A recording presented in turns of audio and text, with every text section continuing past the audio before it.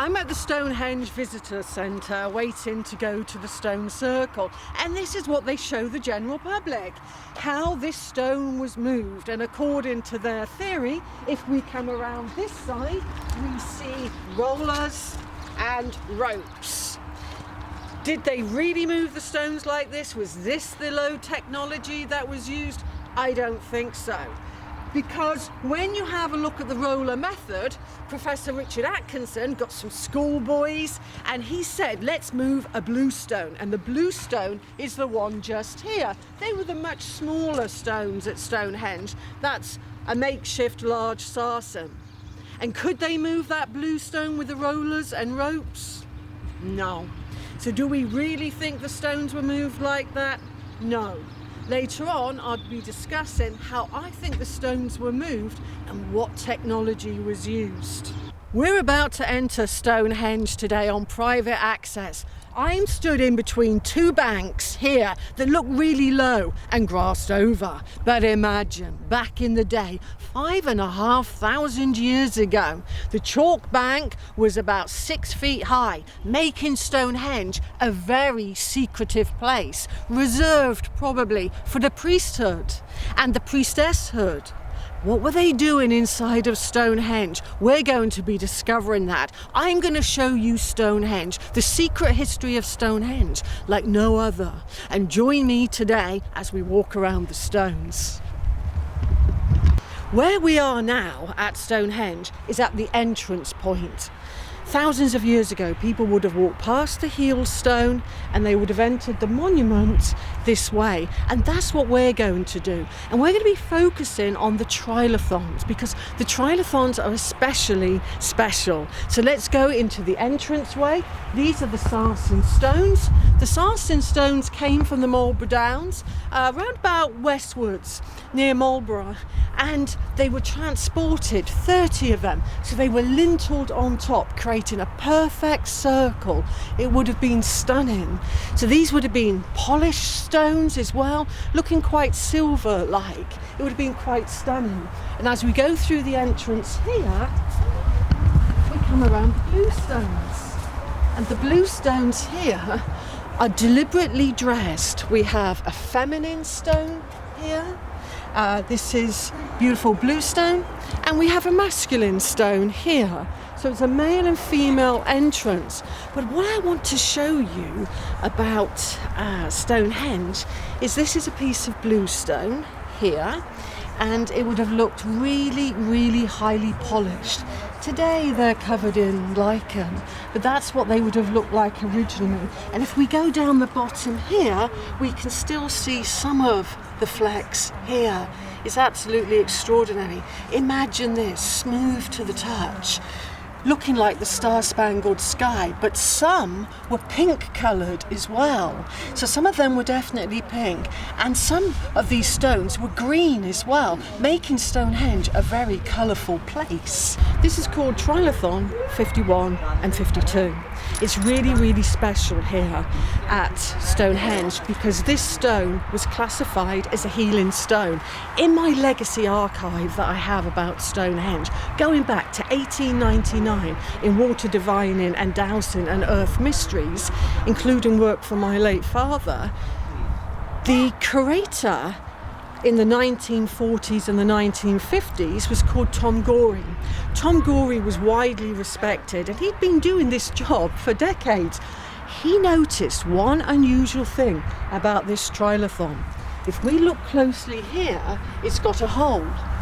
And what Gorey realised was, and it became renowned for healing, is this used to magically fill up with water. He said, to quote him, even in a drought, this stone here would fill up with water. We can see the runoff of water here as well, that it's created over time, and people used to queue here for healing. This was one of the healing trilithons. And what did the Ministry of Works do under the government decree? They blocked it up with concrete and plastic. So it's really quite shocking. But back in the sort of times of the 1950s, it was said to have cured eczema and the falling sickness, which was epilepsy back in the time. But But even if we go back to the 12th century of Geoffrey of Monmouth, for example, he wrote in the History of the Kings of Britain that no stone at Stonehenge doth not have healing power. And then after that, John Aubrey, writing in the 17th century, said that these stones had healing powers. If you put water on them and scraped it off, it would heal green wounds. I think that all goes back to the healing magical water that this stone produced. So again, we're seeing Stonehenge through the back, and we're just going to walk round to the next trilithon, and we're going to have a look at that properties and more magical properties of the healing trilithons.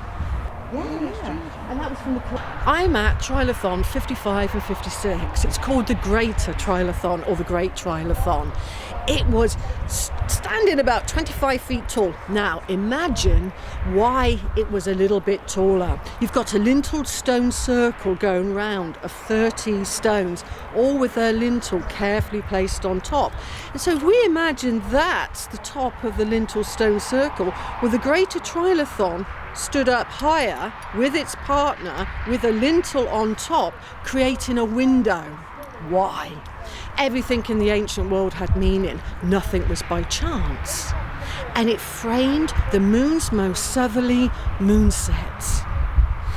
Imagine what it would have been like 4,500 years ago with the priesthood inside and the moon framed, because it's a misnomer that Stonehenge is just associated with the midsummer sunrise around about the 21st of June. It's a moon monument as well, and we're even going to see that the heel stone was more defined, as Professor Richard Atkinson calculated, by the moonrise, not by the sunrise. But what we're going to do now is we're going to go to another trilithon and look at some magical properties there. We're by a huge trilithon. It was re-erected by Professor Richard Atkinson and Stuart Piggott in the 60s because it fell in the 18th century. Could you imagine this nearly weighing 95 tons crashing down? Why did it crash? Why did it fall down? And miraculously, all in one piece.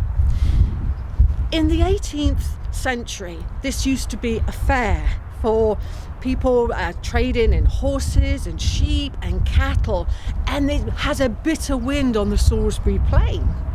So some travellers dug down and to create a hole in the ground so they could shelter from the bitter wind.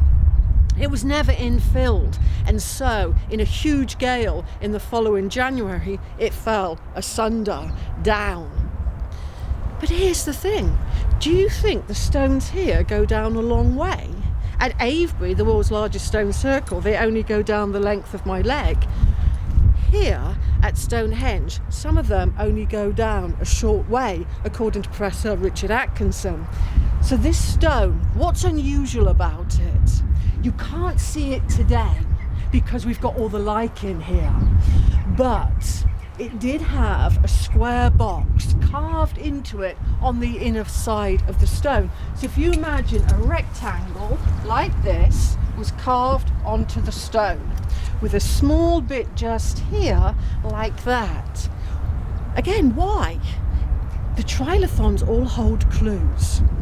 When William Stukely came here in 1725, he had heard through older manuscripts from the Elizabethan era there was a plaque here. And that plaque had really strange writing, like hieroglyphs. William Stukely went on the hunt for it. John Aubrey also went on the hunt for it, preceding him. What was this metal plaque? What did it say about Stonehenge? William Stukely thought it was a record of the Druids, but this is much, much older than the Druid era, which is the Iron Age.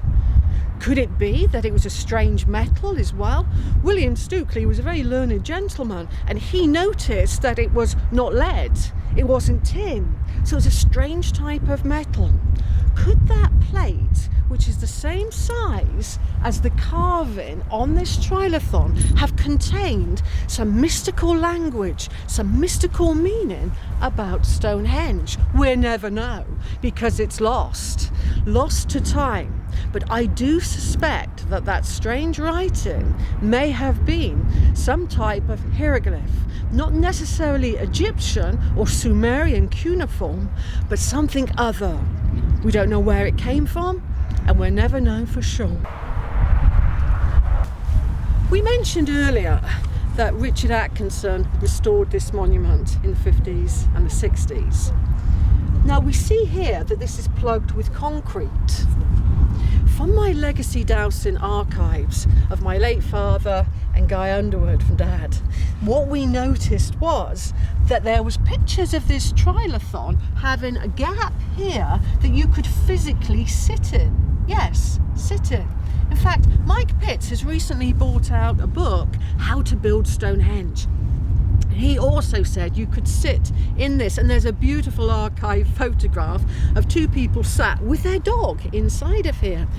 Richard Atkinson saw this slightly leaning. We do know that at places like stone circles of Boscawen and on, the heel stone just over there leans to sacred space. Could it have been that this trilithon here was leaning to sacred space? So what Atkinson did, by ropes and chain and crane, he heaved this stone straight, and it began to crack all the way down, made ruinous, and so he had to plug this with concrete to save the stone. Was this a place where you had healing? Was this a place where people used to meditate 4,500 years ago? What we do know now is the stone does survive, but it is weak. And when we look to its partner, this is called a spine stone. Why do I call it a spine stone? It's got two ridges like this coming across, one here and one over there. Now imagine this, because it's falling down, standing straight. If you put your spine against the spine stone, I'm sure it was healing the chakra system and emitting healing energy, because even today, let's see if it works today. If you place your hand over the spine stone, I'm getting a hot spot there, you can actually feel heat coming out of the stone. It's there today. You get spine stones at places like Avebury and Beltany Tops in Ireland, for example. So these are a particular feature of the trilithons. And like I said, I think it was because they're for healing purposes. And it's absolutely spectacular. For decades now, I have been dousing the stones at Stonehenge. I know them intimately well. Now, if you imagine that there's energy bands, one energy band is down the bottom and it wraps around the stone, then there's going to be another and another and another, 5 going up the stone and 2 below. Like our chakra system is how I've likened it to. I'm going to show you now how powerful these energy bands are. I'm going to lift my dowsing rod up the face of the stone, and as soon as it hits that energy band, look at that, it goes right the way round. Let's do that again, lifting it up the face of the stone, and it goes round. Lifting it up the face of the stone, and it goes round. Now we're going to go up the face of the stone and get to the bottom of the next energy band. There it is, and we're going to go up the stone, another energy band. And then we're going to go up the face of the stone if I'm tall enough, another energy band, and I won't be able to get that. These are called bands because they send a signal to that stone, to that stone, to that stone. It's called crosstalk communication. So if you imagine now a web of electromagnetic energy and the stones linking together. So that's that band that communicates. It goes to that one, to that one. But what about the higher bands? Well, one of the higher bands goes to the next stone circle. So it communicates in a Wi-Fi network from one stone circle to another, to another, to another.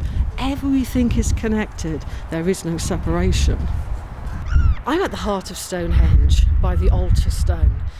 It's now recumbent because the Greater Trilithon, part of it, fell onto this stone, crashing it down.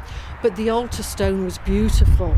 It was a green colour, flecked with garnet and mica. It was the jewel of Stonehenge. It looked very beautiful. And in all of the depictions of Stonehenge, mainly drawn by William Stukeley and John Aubrey, they called it the altar stone, and it was singular, just one. When we go back to the first excavation done by the handsome and dashing Duke of Buckingham, who was James I, King of England's lover, he was the first to dig here. He was witnessed by their architect called Inigo Jones. He designed a banqueting house in London and also Wilcot House not far from where we are today at Stonehenge. What he saw was 2 altar stones, not one. Now, when I started to find physical evidence for the second altar stone, I noticed that, according to Richard Atkinson, they found a darker colour pieces of rock from an altar stone like this. It was right up into the 1930s, for example, that archaeologists were still trying to find this stone. But Inigo Jones and the Duke of Buckingham said where it went. It got carted off to St James's Palace in London for the king. So it was stolen by royal decree. But more than that, what the Duke of Buckingham wanted wasn't the second altar stone, that was a substitute, because his main aim was that stone there. He was asked to buy it. He was told by the king, buy the Greater Trilithon, but the landowner said, no, you're not having that stone. And thankfully it still stands, otherwise that could have gone to St James's Palace. What's the significance of St James's Palace where the stone was carted off to? Prior to Buckingham Palace, which we relate to the royal family today, it was St James's Palace. That was the royal residence. Long before then, this is where the stone went. Like I mentioned in my book, the main time when it was being looked for was in the 1930s by an archaeologist. He knew there was a second altar stone and he wanted to find it. So he wrote to St James's Palace and said, where's the stone? Can we have it back? The royal door was closed in his face. And nobody else since that time has asked St James's Palace where that stone is. I know it's going to be there, or the only other place where it would be is Wilcot House, which is in Wiltshire. Maybe I should ask King Charles III to have the stone returned to its rightful place. Which here. stone? What stone? Where is it? And say one thing for YouTube. Now. Okay. I think I should ask King No, not do you think you should ask. I, Maria Wheatley, are asking. Okay. Is asking. I, Maria Wheatley, am asking King Charles III to return the stolen altar stone that went to St James's Palace in London in the 17th century, in 1624. Please let us have it back. Right, that should get you either burned at the stake or a knighthood. I think the I don't know former. what's worse.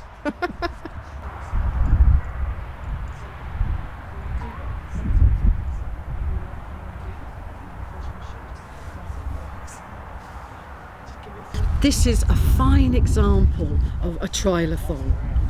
Now, I've mentioned earlier about the missing altar stone. There was 2 altar stones. Could there be another stone setting that was deliberately buried?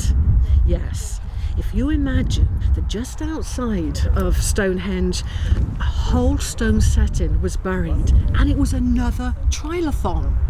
It didn't fit the model drawn by William Stukeley in 1725 and John Aubrey that preceded him. I'm asking English Heritage, the National Trust, to do some LiDAR surveying, because I am sure that my source that told me there was a 6th trilithon is true. Inigo Jones even drew it. He speculated there must have been 6. So where would have it stood inside of Stonehenge? If we could imagine where that trilithon could be, that massive stone setting, then it's going to be either this side of the monument or just outside? I think Indigo Jones was right. The 6th trilithon stood opposite the Great Trilithon. So again, we all think we know Stonehenge. We all think we understand what it looked like. But my secret history unearths the missing stones and what the monument actually looked like. And what we're going to do now is go to the heel stone and have a look at sacred astronomical alignments. We're at the heel stone, which is an outlier to the main stone circle. Maybe you'll be able to see a kind of indentation around here. Today, it seems to be freestanding, but 4,500 years ago, the heel stone was so sacred because it's above a triple earth energy pattern that it was in its own enclosure with a bank sealing it off. Imagine the priesthood and the priestesshood standing by this stone, because if we come over here, it has several energy points associated to the stone that literally pours energy out, not like the energy bands, but in like a spiral coming out. And if you imagine that this has a spiral here and a spiral over there and a huge spiral here, it's a triple spiral, like the patterns you get at Newgrange. But I want to show you something else, the vestiges of the avenue. Let's come around here. At this time of the year, it's great to come to Stonehenge and see the avenue where it went. Can you see there's 2 green lines parallel heading towards Stonehenge? That's the vestiges of the avenue where people would have walked to. They would have come in from the avenue here, it would have gone all the way down to West Amesbury to the River Avon. It's spectacular here today. And look, we mentioned about Trilithon 60, our spine stone, lean into sacred space. When we come to the back of the heel stone, we can now see it's literally leaning to sacred space. It's famous, world famous, for the midsummer sunrise. That's its axis line just there. It's world famous for the midsummer sunrise. Look, it's even marked here. The midsummer sunrise and the midwinter sunset. That's the axis line. No mention of the moon.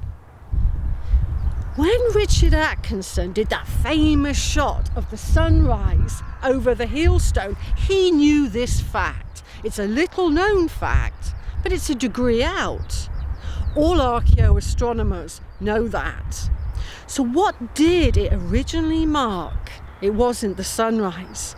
Going back to Stonehenge Phase 1, 5,000 or so years ago, every 9 years, the rising moon would be above the tapering crest of the heel stone. Not 1 degree out, exact. Absolutely exact. So this was a lunar marker, because the moon does this at the heel stone. If you imagine that the moon rises right above the tapering crest, another 9 years, and then it comes back. And it does it in that cycle. It's a complex cycle. So this is truly an accurate lunar marker. Where I am at Stonehenge now is this mound here originally was not that. And we can see a marker just over there where a station stone used to stand. That's a station stone over there that's toppled. There was 4 station stones originally, but in the first phase of Stonehenge and the second phase, it was built by the long-headed, long-skulled people, and they did a very special thing here at Stonehenge. Here was a timber temple that housed the station stone. When this was excavated by Colonel Hawley at the turn of the last century, he noticed it had a yellow plaster floor. So imagine a construct now, a timber temple. What happened to it? And why was the stone placed on top of a mound when originally it was inside the building? Round about 4,500 years ago, the exceptionally tall beaker culture came to Stonehenge and across the British Isles. They were much, much taller than the long-headed people who constructed this. They wanted to make Stonehenge their own, and this is what they did. They demolished the two temples, because this was one temple and there was one over there, demolished it, took the stone from inside the healing temple and placed it on top to make it their monument. And I'm going to show you how the tall people destroyed part of Stonehenge, but we need to go just over here to explore that. I am now on the outer side of Stonehenge. We've already discussed how the tall beaker culture destroyed the timber temples. What they did as well, they wanted a new way to come into Stonehenge. They wanted to make it theirs. So what did they do? It was noticed by Professor Mike Parker Pearson of University College London that these two stones here were pushed inwards. These two stones here were toppled inwards to make a new entrance for the tall, some would say giants of Stonehenge, and they would have walked in this way. And what else did the tall beaker culture do? Let's have a look at the blue stones. These are the blue stones, and we can see originally, we're told, it was just one circle going around, probably about 80 or so standing stones, and some are quite tall and some are quite short. But when Atkinson did his excavation over by the entrance, he realised it was a concentric stone circle. There were two stone circles, not one how English heritage depict it today. So I wrote to Professor Mike Parker Pearson and said, who's right? Is it English heritage or is it how I see it? And he says, I see it like that too. Yes, there was two concentric stone circles. So what happened to it?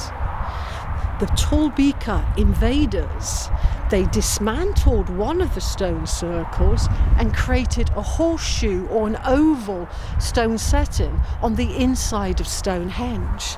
So going back to the original Stonehenge, it had a concentric stone circle of blue stones, and it also had 4 stones, blue stones, forming a beautiful entrance over on that part of the monument. Nothing's seen of it today. Now, how do we know that? He found the socket holes for it. So, you think English heritage are telling you the truth? No, they're not. Let me unfold the secret history of Stonehenge. Right, let's go over here then. This is one of the tallest blue stones at Stonehenge, but look at it closely. It's got a big groove going down one side of it. Why? Remember I said there was 2 altar stones, not one. Well, Richard Atkinson agreed. He said, yes, there were 2 altar stones, but instead of having another sandstone like I found evidence of, he said this, and it is quite ridiculous. What the ancients did for the second altar stone is they had this groove stone here, and there's one buried just over there that had a tongue sticking out, so it's like they slotted together. And apparently, according to Richard Atkinson, that's the second altar stone. 2 makeshift stones. Makeshift stones at Stonehenge, the world's finest stone circle. No, there was 2 altar stones, beautiful, green, one light and one dark. There was no makeshift stone.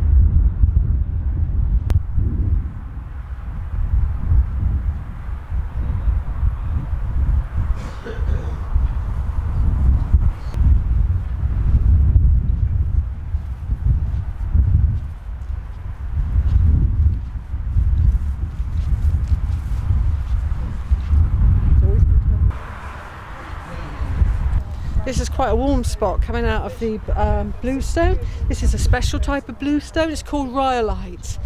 It's much bluer than, say, that stone. And it came from Rosserfellen. It's quarried from there.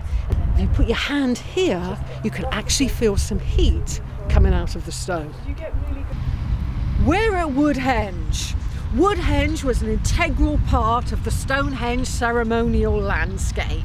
It was found around about the 1930s by Maud Cunnington. This was just a field, and she, with her very early archaeology, uncovered the post holes, because the posts and the stones of Stonehenge are not in the earth. They're in solid chalk bedrock. And what we see in front of us are 6 concentric circles. And it was here at Woodhenge that I made a phenomenal discovery about earth energies. Why 6 circles, for example? It was back in the 1940s that the master dowser Guy Underwood, and I inherited all of his unpublished, published surveys of the entire ceremonial landscape, not just here, but at places like Malta as well. And he noted a particular type of earth energy called a primary halo. A primary halo is concentric circle after concentric circle. Now, that's produced by very, very deep yin water, deep within the earth, that doesn't produce as just a spiral, but 6 concentric circles of power. That's why we have 6 circles here at Woodhenge. That's why it reflects at the sanctuary near Avebury as well. It too was a timber monument. But furthermore, what I noticed was, after working with a mathematician called Richard Cardrew, the late Richard Cardrew, he looked at Woodhenge and said, there's mathematical harmonics going on here that equate to musical intervals. And I said, but Richard, this is earth energy. So earth energy is the music of Gaia. It produces particular notes, particular frequencies. Here at Woodhenge, for instance, it's what's called the perfect fourth. Mathematically, that's 4/3. But it contains in it, and it really is very powerful when women sing that. So could it be that this was a priestess place?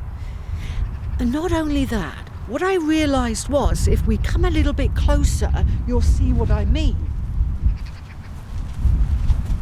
When people come to Woodhenge, they tend to just walk to the centre of the monument. But what I noticed was that if you do that, you're only interacting with a small part of Woodhenge. Then it came to me, the perfect fourth, women singing maybe in that particular harmonic. What if you walked the perfect fourth? What would it be like here at Woodhenge? My discovery was this can be walked as a labyrinth, but more than that. If you walk it in a particular manner, then you equate to the musical harmonic, because it becomes a 2.5 coiled labyrinth. That equates to the perfect fourth. So I've often brought people here because when we walk the labyrinth, it's like going to the centre of our being and then coming out again. So the labyrinth energy here at Woodhenge, I think, is especially feminine. So if we go to the centre now, but I would walk it round here, come back, walk it that way, and so you're creating a 2.5 coil. So we've arrived at the centre of Woodhenge. Even if we walked a labyrinth, this is where we would arrive. And we can see before us a flint grave. It's believed that that flint grave was set above maybe a guardian, possibly a young person, but I truly believe the spirit of place is hers. She lies on the axis line as well, pointing to the midsummer sunrise. But what I'm going to show you now is the energy of the circles, that primary halo, those 6 concentric circles, as I walk in between any 2 of the posts. So I'm just going to walk over here. I'm going to show you now how to douse a primary halo. You tune into it, and as you tune into it, ask the spirit of place, the ancestors, the guardian, for permission. Now I'm going to visualize that which I'm going to douse. So I'm visualizing in my mind 6 concentric circles of musical energy coming up out of the ground. Now I'm going to walk in between 2 posts, nice and slowly. And my rod has gone to found. I'm going to put it into search mode and walk between the 2 yellow posts.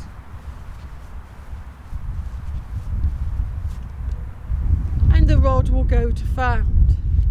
If I stand here in between the blue posts. I'm on that earth energy, that feminine earth energy, equating to the perfect fourth. It's musical tones. Kepler and Pythagoras claimed also to have discovered the music of the spheres above. Pythagoras is said to have been able to hear the music of the planetary intervals. But what Kepler said was that the soul can hear the music of the spheres. And I agree with Kepler. I think at places like Woodhenge, Stonehenge and Avebury, your soul can hear the music of the earth.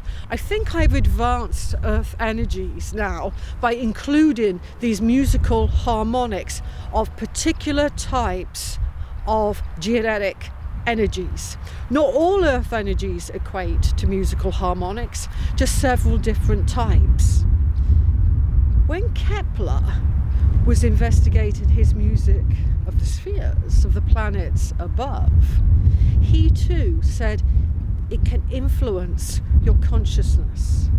So when you come to a place like Woodhenge, don't just see it as a reconstructed site.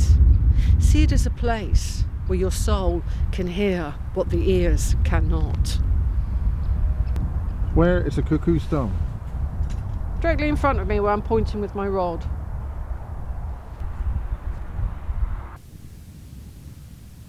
What we're seeing here is the excavation area, trench here, and it was discovered that the cuckoo stone actually did stand upright.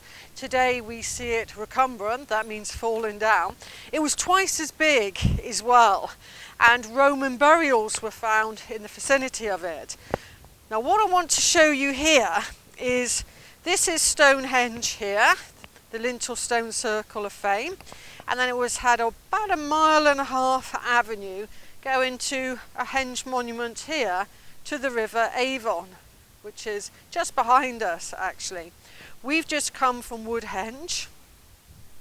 That's an amazing place to walk, but stood in front of Stonehenge was the massive Cursors monument, 1.75 miles long, with no entrance, just massive chalk walls that stopped you from entering. Yet archaeologists say that this monument was for a place of mourning. Apparently you'd be so upset you'd be walking up and down mourning the deceased. Could it be more than that? Could it be an energy generator? Because when we decided to take radiation levels along the line of the Cursors,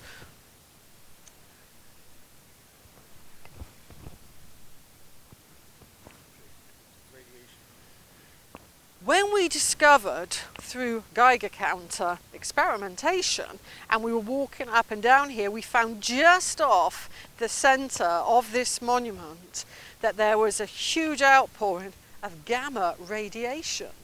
Could it be that the ancients were harnessing this? Could it be that this was an energy generator? That's why you didn't have an entrance. But the largest Cursors monument is in Dorset, on Cranbourne Chase, and it's 7 miles long. What were the ancients doing constructing that? When we look to this landscape here, most people think that the round barrows, this is what we're seeing here, these are round barrow cemeteries, were at the same time as Stonehenge. No, this is a timeline here, and it tells you that this is the time of the late Neolithic, that's before Stonehenge there, so the Cursors is ancient. Nothing exists of it today. William Stukeley drew it in 1724, and then it sadly became ploughed out. The round barrows are probably around 2000 BC, so Stonehenge had stood for 500 years. Then the round-skulled tall people that some researchers call giants, they built round barrows that house their round skulls. The long barrows that surround Stonehenge, which is the symbol of it here, were for the long-skulled people. Recent DNA by Professor Ian Barnes states this. It's quite a fascinating fact. When the tall beaker people came here and there was the long-skulled rulers and elite, they didn't mix for 500 years. They were apart.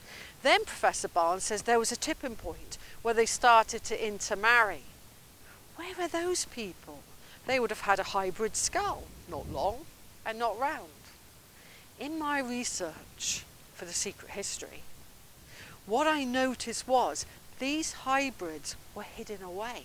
They didn't go into the round barrows, they didn't go into the long barrows, they went into flat graves just outside of Avebury. But here, returning to the ceremonial landscape, we're going to go here. We've come from Woodhenge and we're going to the Cuckoo Stone, and we're going to see some of the most powerful earth energies here at the Cuckoo Stone. I've arrived at the Cuckoo Stone. It's situated not far from Woodhenge or Darrington Walls. Originally, it was twice the size, a huge monolith that stood upright. Today, we see it recumbent or falling down. What does it mark? A lot of researchers say that monoliths mark the crossing point of lays or the course of a ley line. But there's far, far more to earth energy than just lays. Beneath me is a very large lake of water, a bit like an aquifer, but very, very deep. And this type of water generated within the womb of the earth generates what's called a geospiral energy pattern. And in this system of geospirals, they go up in sevens. 7 represents the heart chakra, and the 49 coiled geospiral, the largest in the system, represents the crown chakra and its intense energy. At Avebury's geospiral, for example, every 4 of my paces my rod will cross. Look what happens here. It's literally every pace, 49 coils going round and round, creating a vortex type of energy. So I'm going to now put my rod over the Cuckoo Stone and just let it do what it wants to do, and it will tend to swing either side as it's picking up on the geospiral energy in its turning. It's not stagnant. It's not just a colour or a spiral in the land. It's movement, it's energy, and it's power, and it's ultimately feminine. So I'm going to tune into the geospiral pattern now. Ask the stone for permission, the spirit of place, the ancestors, the guardian. Now I'm going to start dowsing. Literally, I've just walked forward. I'm going to put my rod into search. It's literally every pace. So if I just start walking now, the rod will go back and forth. It's tightly packed, a bit like a thumb whirl. That's what this energy pattern is like, spreading out its energy. So when the stone was upright, it would have been literally passing that energy on.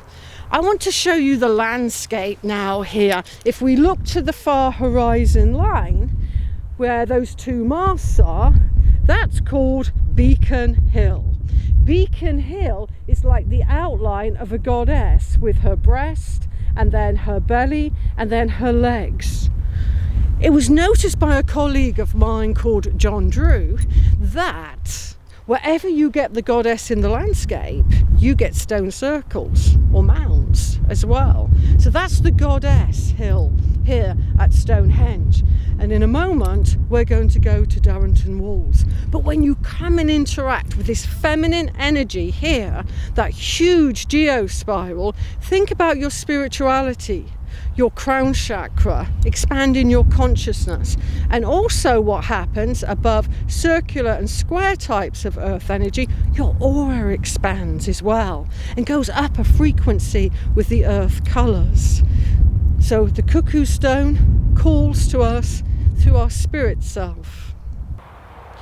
I'm now at Darrington Walls. Darrington Walls is not far from Woodhenge or the Cuckoo Stone, but just over there towards my right is the military establishment called Lark Hill. It's very close. What you can see here are the vestiges of a massive Superhenge, much bigger than Avebury Henge. It was huge, with white chalk banks, with a timber posts that went around it. At one time it was thought by Vince Gaffey that it was standing stones, but it's now believed to be timber posts, which I think is more accurate. The largest timber post circle in the world, inside of which you had two more circular timber monuments, the North Circle and the Southern Circle. And what else was going on at this Superhenge? Imagine at midwinter, this was a festival site. People used to come here from far and wide. Cattle from Scotland, for example. People lived here in rectangular shaped houses, very similar to the houses found in Orkney called Skara Brae. They had similar dimensions. But in the 1940s, long before it was known there were rectangular structures here, Guy Underwood, the master dowser, found not far from the Cuckoo Stone a rectangular structure through archaeological dowsing. When I looked at that survey, I thought, I wonder how high that structure would be. I got a particular height, then I asked some colleagues to confirm that for me, and it was 2 stories high. And if indeed we're correct, then from the top of that structure, you would have been able to see Stonehenge. It could have been 2 stories high, and on the lower floor level, because there's healing earth energies there, I think it was a healing temple. But let's return to Durrington Walls. Numerous houses. It was a bustling town where people used to come and trade from far and wide. Isotope, where people came from far and wide, because oxygen isotopes from the teeth have shown people came from Austria, Germany, and Egyptian beads have been found at Stonehenge as well. So people from Egypt, this was a cosmopolitan town for everyone to come and maybe exchange ideas, religions.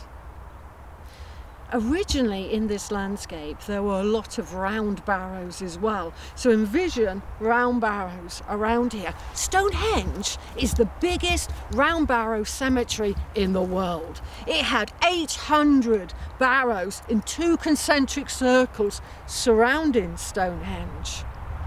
It was noticed in the 19th century that there's 800 visible stars.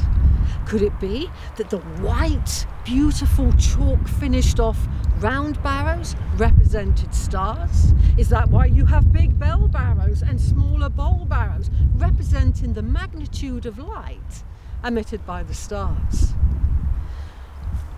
In the Bronze Age, what was structured around Durrington and Lark Hill was really big pits, deep pits. Nobody knows why they were dug. Nobody knows what they were used for. That down here, you're very close to the river valley. They would have filled up with water and maybe have been quite reflective. What I want to inspire people about places like Durrington Walls, yes, it's been excavated recently by the Riverside Project led by Professor Mike Parker-Pearson. Yes, I've researched this area for earth energies, but the landscape still holds its secrets millennia old. So when you come here, tune in to the spirit of place. See if the land will talk to you. The land spoke to me in 2015, and I discovered the long-headed race of the Neolithic. Like I said, there are secrets to be told. I enjoyed that one. You enjoyed that one? I enjoyed that. Oh, she enjoyed it. That's why she's eating all my Fanta sweets.